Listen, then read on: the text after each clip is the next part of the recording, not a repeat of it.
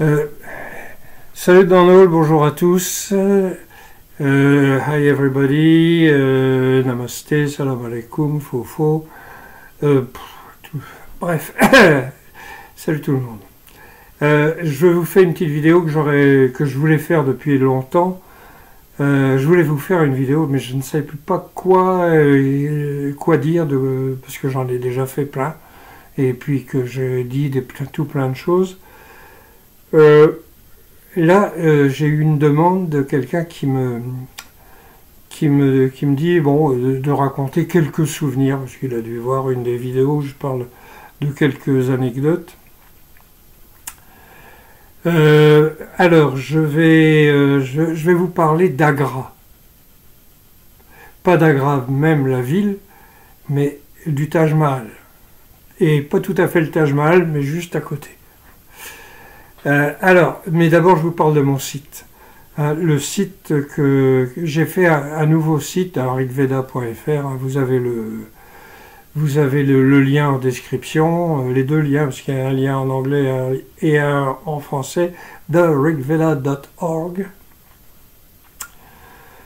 et rigveda.fr. Bon,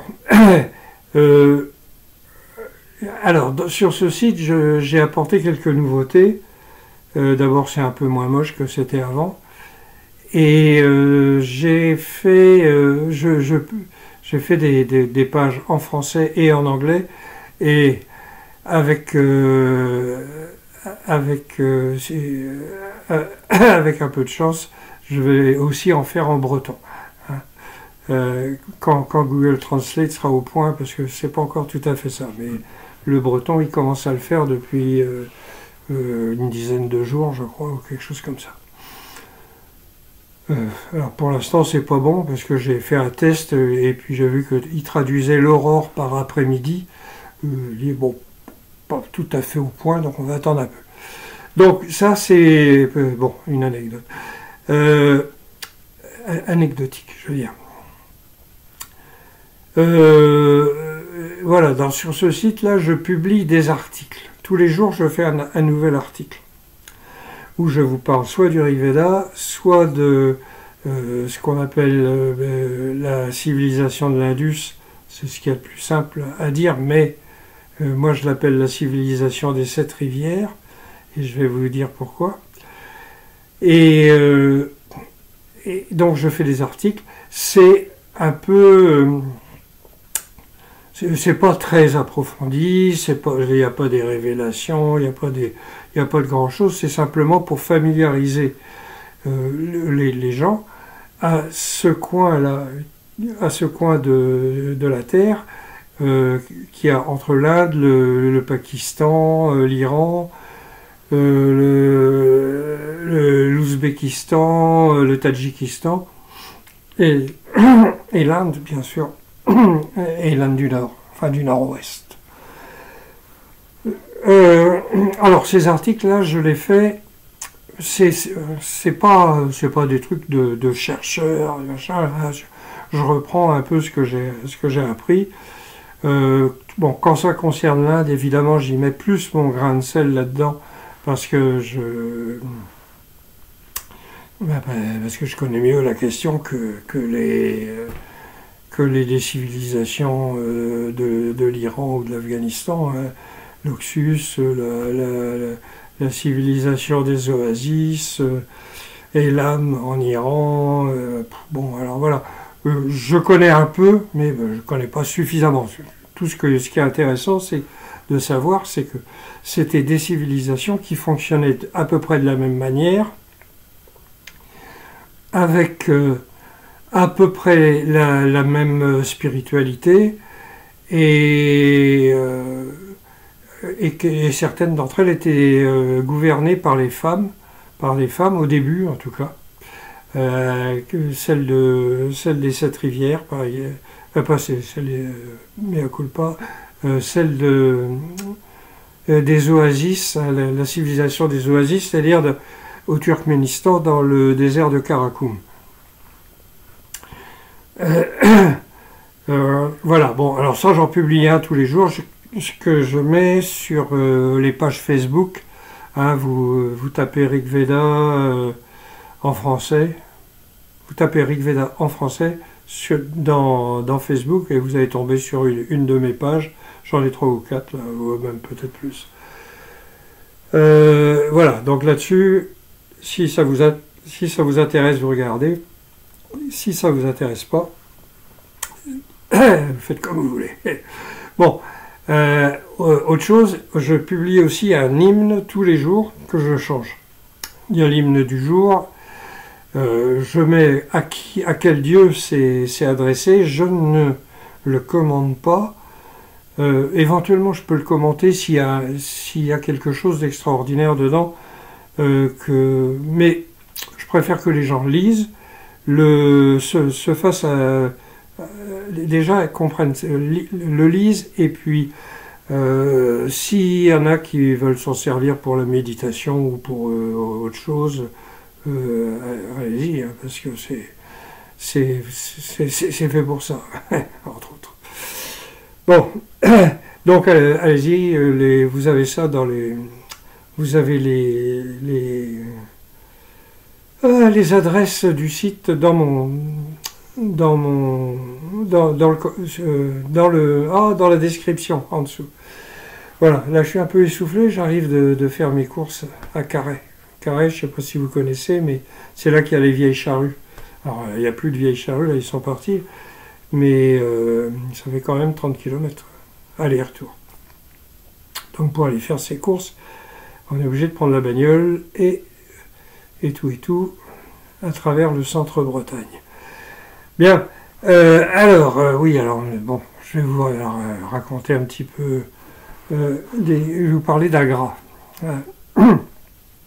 Quand vous arrivez devant le Taj Mahal, il est hors de la ville un petit peu, hein, enfin même bien, et donc vous avez cette magnifique construction en marbre. Il a été fait par un sultan musulman pour l'une de ses femmes, de son harem, et sa préférée, paraît-il, et qui est morte en mettant au monde son 14e enfant. Et bon, lui, il avait comme projet de se faire construire la même chose de l'autre côté de la Yamuna, puisque c'est sur la Yamuna, et en marbre noir. Bon, mais il est mort avant d'avoir pu le faire, et voilà. Donc c'est un mausolée, donc comme tout le monde, je l'ai visité, bien sûr, puisque j'étais juste à côté, c'était gratuit, hein, parce que autrement j'aurais sans doute pas visité, vu que j'avais pas un centime. Bon, c'est un truc que c'est quand même un peu spécial, parce que dedans, quand j'y étais, moi, ça me faisait ça, j'avais l'impression qu'il y avait des vibrations, des sortes de vibrations qui étaient bizarres. Et je ne sais pas si c'est le marbre qui fait ça, ou si c'est moi qui m'étais inventé, qui avait inventé ce truc-là, enfin je ne sais pas. Donc, le Taj Mahal, avec des grands jardins et tout, les familles indiennes venaient bouffer, ils amenaient leur casse-croûte, ils mangeaient sur les pelouses, hein, contrairement aux anciennes colonies françaises, à cette époque, hein, en 73. Les Anglais étaient réellement partis.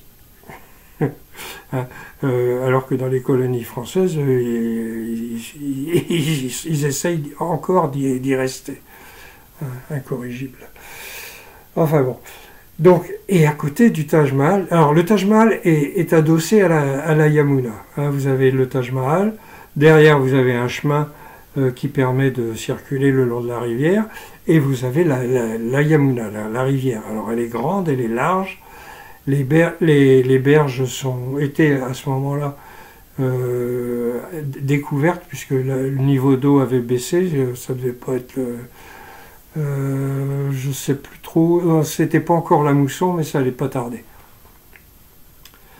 d'après mes souvenirs. Hein. Quand j'y suis allé la première fois, j'y suis allé plusieurs fois, mais donc cette fois-là. Et sur le long de la Yamuna, donc, Donc vous avez le dos du Taj Mahal, avec ses grands murs, les murs d'enceinte, et vous avez sur le côté à gauche un petit temple. Vous aviez, maintenant je ne sais pas s'il est toujours, c'était, alors les petits temples indiens, c'était pas des temples avec des statues, avec tout ça, c'est juste la maison du sadhu, ou du baba qui tient le temple. Vous avez donc sa maison, devant la maison il y a une sorte de petite place, une petite cour, quoi. Il y a une petite cour plate, et dessus il y avait le feu, hein, le feu sacré, le douni, et le baba qui habitait dans cette petite maison-là, c'est une maison d'une pièce, hein, voilà. Et puis comme il fait chaud en Inde, on est toujours dehors. Donc ça suffit largement. Et à côté, à 5 mètres, 10 mètres peut-être, je ne sais plus exactement, il y avait une sorte comme un préau d'école, si vous voulez, avec un toit et 2 murs, et un pilier pour soutenir. Et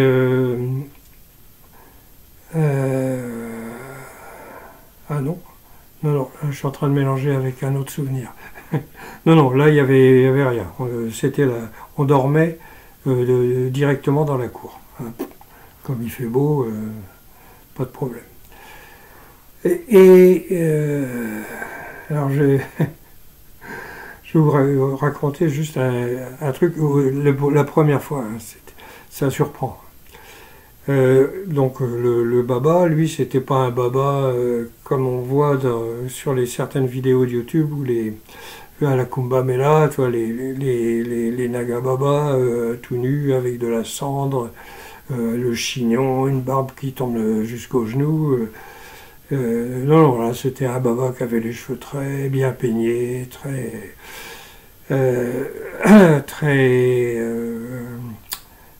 presque fils de bonne famille, et qui était surtout là parce qu'il y avait beaucoup je pense, parce qu'il y avait beaucoup d'Américains, d'Américaines aussi, les aimaient bien, j'ai l'impression. Et des gens de passage, bref, mais des Occidentaux. Et donc moi je me suis retrouvé là par hasard, hein. Et puis bon, à un moment je remarque, entre 2 eaux, je vois il y avait un cadavre, un cadavre humain qui flottait entre 2 eaux juste devant le temple. Alors, bon, c'est pas affolant, mais on se demande, tiens, pourquoi? Alors, j'ai eu l'explication, donc c'était un pauvre. Et un pauvre, il n'a pas de sous pour se payer le bois pour la crémation, donc on le met directement dans la flotte. Comme c'est comme toutes les rivières sont sacrées, et dont la Yamuna, par exemple, qui l'est encore plus que les autres, puisqu'elle est citée dans le Rig Veda plusieurs fois. Et il y a eu un combat d'ailleurs dessus pendant la guerre des 10 rois. Donc être mis tel quel dans la rivière, c'est pas du tout déshonorant, au contraire, c'est même très bon pour ta future réincarnation. Et donc c'était,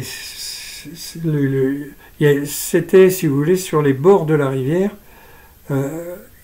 et c'était pas très profond, et il n'y avait pas de courant là.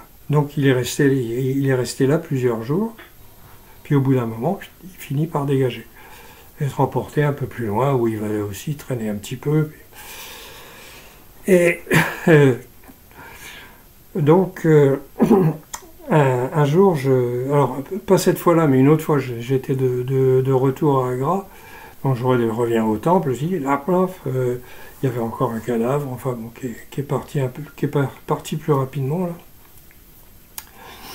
Et j'avais un tout petit peu d'argent, pas grand chose, hein, je vais avoir moins de 20 roupies, oula oui, Bon, mais j'ai voulu, avant de dormir, aller boire un thé.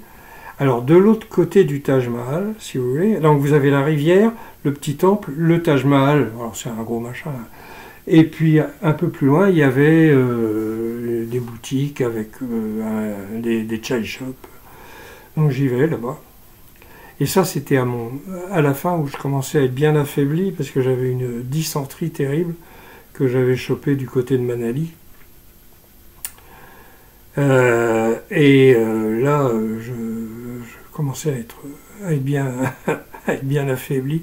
Je faisais 50 kilos quand je suis rentré pour 1,83 m, ce qui était un peu juste. Et donc, je me déplaçais, mais j'avais un bâton qui me servait pour la marche, surtout que pour faire un peu de montagne. Ça aidait fortement parce que je commençais à ne plus être très fringant malgré mes... quel âge j'avais? 24 ans, 25 ans, 26 ans peut-être, je sais plus.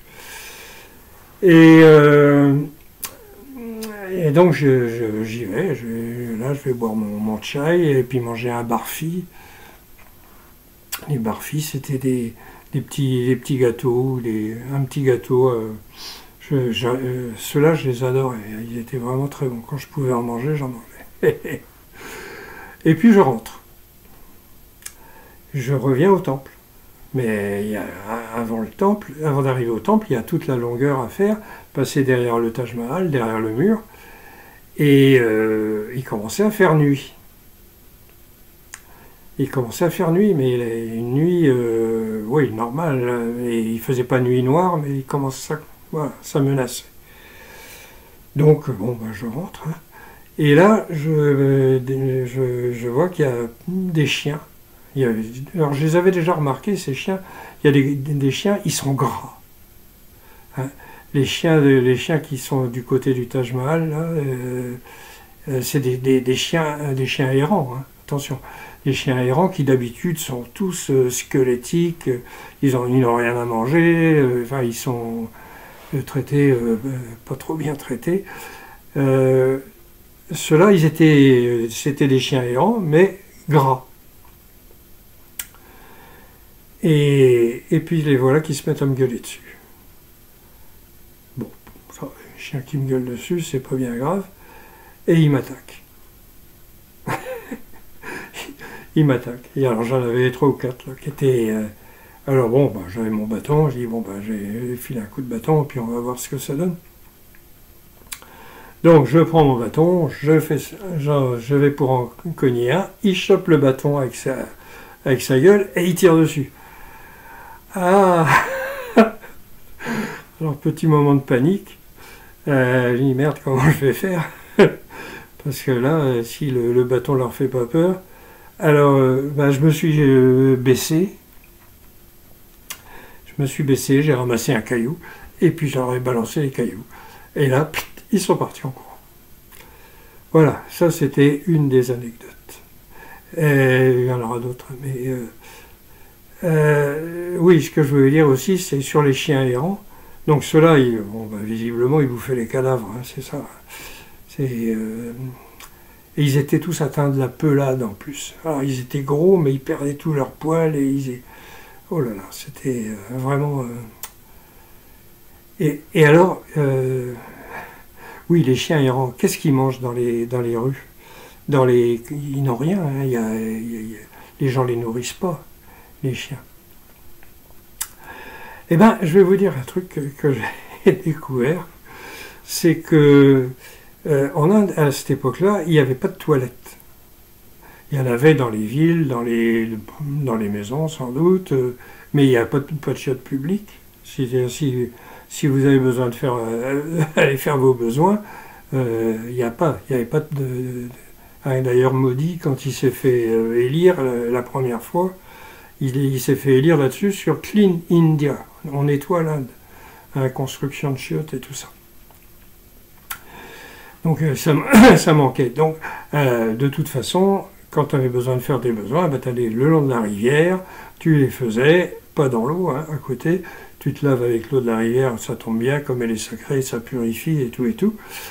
et tu rentres. Mais ce qui est étonnant, c'est quand tu vas faire tes besoins, à chaque fois, c'est toujours nickel, il n'y a rien. On devrait normalement trouver plein de vieilles, plein de vieilles merdes, toutes desséchées. Non, il n'y a rien. C'est propre, c'est impeccable. Alors, l'explication, c'est les chiens. Voilà. Les chiens. J'avais vu ça à Goa. Alors, c'était pas les chiens, là. C'était un petit cochon.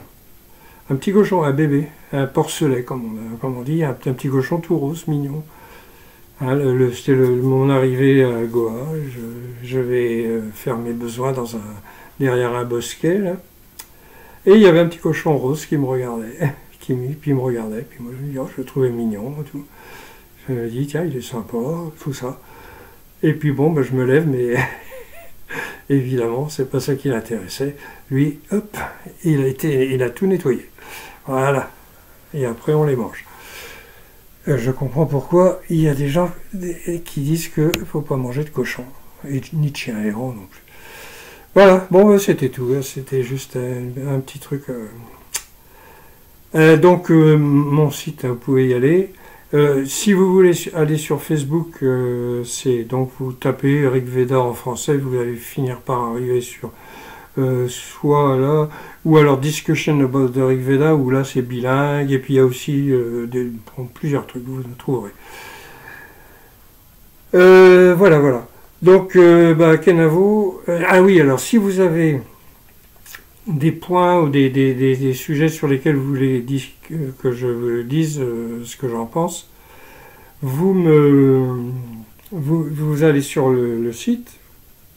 Vous pouvez le faire dans les commentaires, là, je lis tout ça, mais comme il n'y en a quasiment pas, ça va, ça me prend pas beaucoup de temps. Sinon, vous allez sur mon site, vous avez une page pour les contacts. Voilà, vous m'envoyez un truc. J'ai du temps. Donc là. Bon, autrement, je travaille sur mon bouquin, là. Il va s'appeler La civilisation des 7 rivières, la civilisation sans ego. EGO, hein, pas sans ego, EGAUX, c'est très différent. Vous allez voir ça. Alors ce sera un petit bouquin. En fait, je décrypte. Quand je faisais. Voilà. Je recommence. Tout au long de la traduction, à chaque fois que je traduisais et que je tombais sur des phrases, je me dis hop, ça c'est intéressant. Je la mettais de côté, copier-coller, etc. Et j'ai repris ça. Je l'ai fortement enrichi à l'occasion des corrections de la traduction.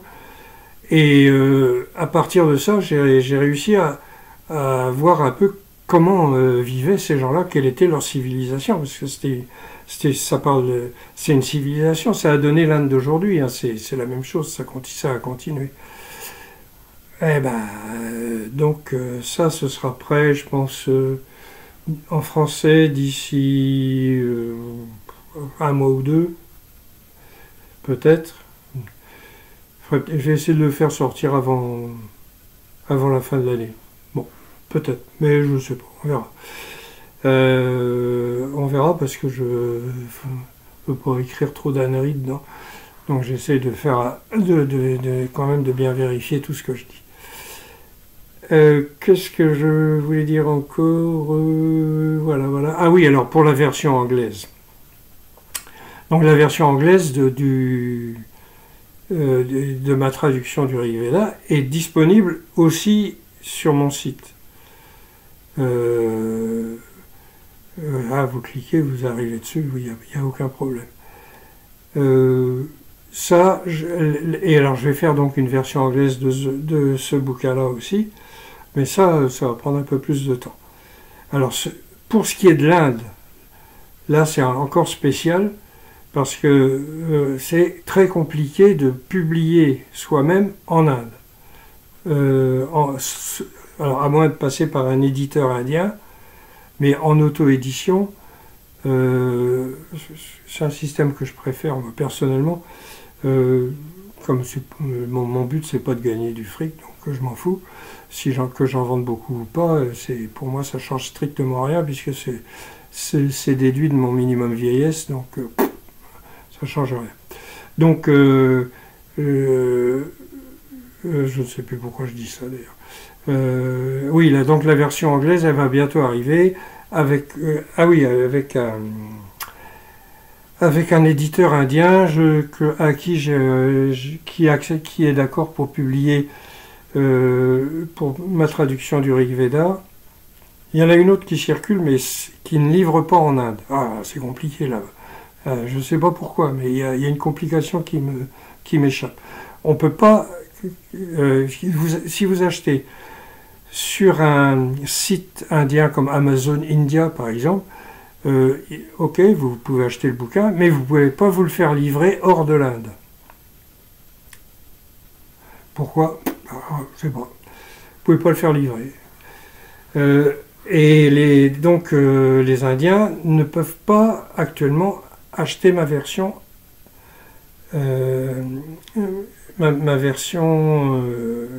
en un seul tome de la traduction du Rig Veda. Donc bon ben là ça devrait être réglé, mais là je vous informerai à ce moment-là. Pour l'instant, je suis encore dans l'écriture et jusque-là, je vois plus que ça, je ne pense plus qu'à ça, dit-il. Bon, Kenavo dans l'all, salut à tous, goodbye everyone, etc., etc. Et on se retrouve bientôt pour une prochaine vidéo. Allez.